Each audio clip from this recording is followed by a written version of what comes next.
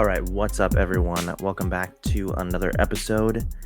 In this episode, we're going to be talking about Star Wars lore and canon, and we're going to be diving into a video made by Star Wars Theory. He just uploaded it recently. I want to start out by saying that I realize many of you who tune into my show are big Star Wars fans, and you're also fans of Star Wars Theory. I too enjoy watching um, some of his videos and think he does a really great job. I mean, he's the number one Star Wars personality on YouTube. He does know his stuff. I did enjoy his channel and his content a lot more before the sequels came out and kind of uh, changed him, I would say. Nowadays, from time to time, he can be a little bit rude to his audience, and anyways, that's besides the point. Um, I still tune into quite a bit of his stuff. However, I watched this new video that he put out on the Darksaber, and this is something that I wanted to talk about because I also brought out stuff about the Darksaber and Star Wars canon around the saber in our last trivia episode, and I just gave the answer because I was the host. I just gave the answer, and it was a game night, so I didn't go into the fine details. However, um, before I did that episode, I did go back and watch a bunch of episodes of Star Wars Rebels and other Star Wars content to do my research around the dark saber.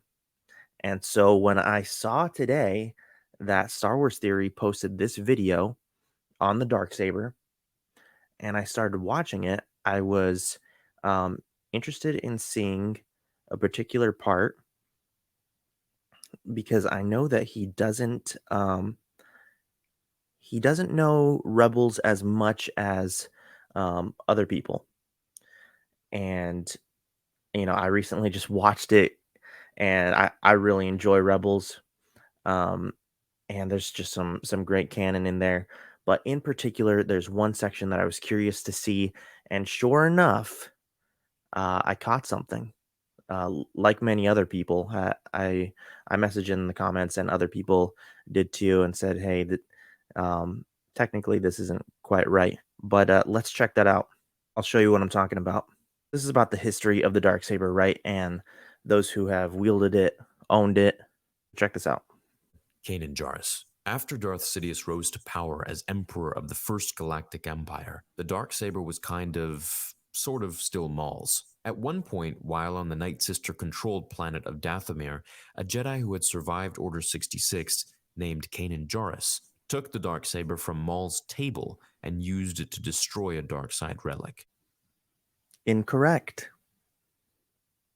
Incorrect. And I know um, that many of you out there who just watched that with me right now, who are also big Rebels fans, you also know that that's not correct. Now, it's very interesting, and I think it's important too. This isn't just about, you know, um, exposing Star Wars theory, because who am I? I'm a nobody. He's the biggest personality on YouTube when it comes to Star Wars content. Um, I want to do a fun video like this around the Darksaber and talk more about the history, because a lot of this ties into Mandalorian, and you guys know that the Mandalorian is like some of my all-time favorite Star Wars content. So, why this is noteworthy? Because a lot of these things that he's talking about, we're going to see some of it play out later on in the Mandalorian, maybe in the Ahsoka show. And I want to do something a little bit different here with this episode today too. Let's step into the Starfighter classroom for just a minute. Why do we say that that was incorrect? We want to go to Rebels Season 3. Let's break it down. Rebels Season 3, Episode 11, titled Visions and Voices. Now, here we go to the planet of Dathomir. This is Darth Maul's homeworld. And at this point, Darth Maul is still having ownership over the Darksaber. Ezra notices it on his table. However, so we see it is not Kanan who notices the Darksaber, and he doesn't even take it from the table. Now, actually, what happens is that Ezra is the one who destroys the relic with the Darksaber. Later on, he goes back and grabs it, destroys the relic, but then Ezra leaves it on the ground. Well, who notices the Darksaber? If you were to keep watching Star Wars Theories video, he would then say that from Kanan it went to Sabine. He was saying that Kanan grabbed it from the table, not true, and then gives it to Sabine later.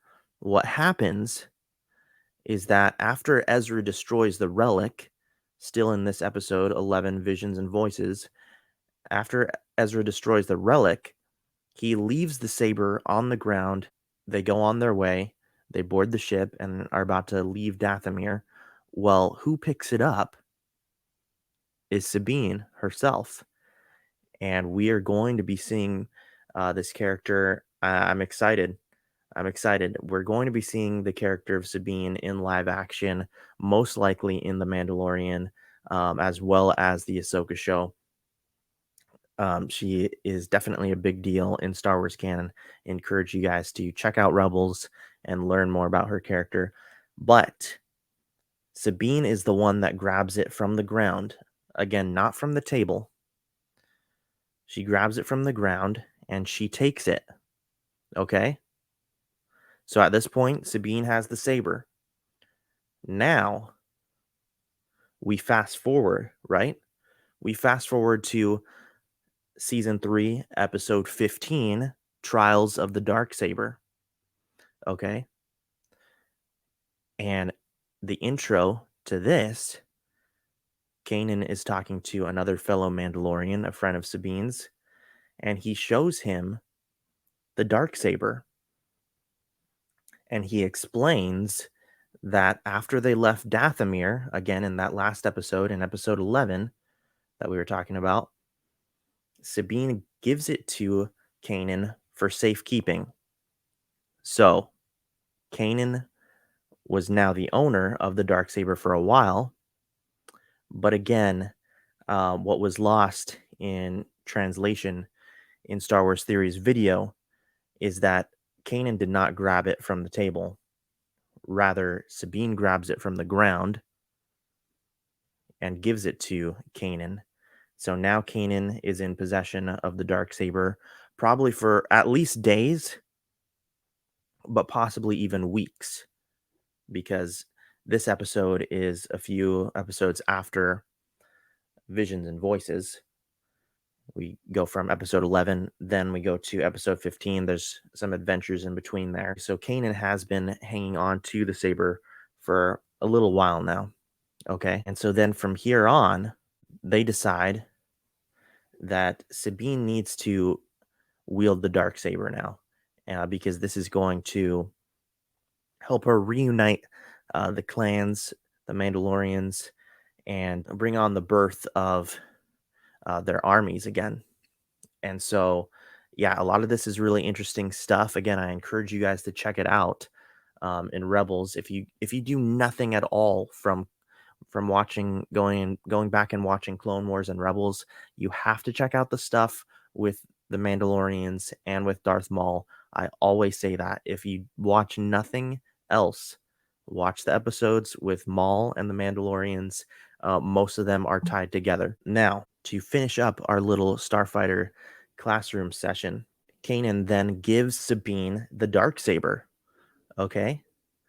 So now Sabine, she takes it and the two of them train.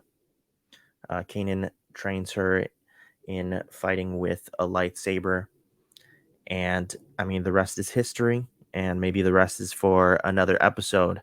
But just really interesting stuff, and I thought it was important to talk a little bit about these things as well. And I would love to do more videos on these topics going forward. So, to conclude our session here, we now understand more of the timeline of the Dark Saber and who is able to get ownership of the saber, how they got ownership exactly. Um, Hopefully, that has been cleared up, especially for my hardcore Star Wars fans out there. You deserve to know the truth. about the Darksaber. It is important to canon, and hey, maybe some of this will also help with the next trivia night that we do as well. We'll see. Who knows? But I hope you guys enjoyed this episode. Again, like, subscribe, leave some comments down below. Let me know your thoughts. Let me know how you enjoyed the episode. If you'd like to see more episodes like this, where we do some breakdowns on canon and talk more about Star Wars history, maybe we'll even uncover more truths and more secrets like this in Star Wars canon. But all right, guys, thanks so much for tuning into the episode. We will catch you in the next one.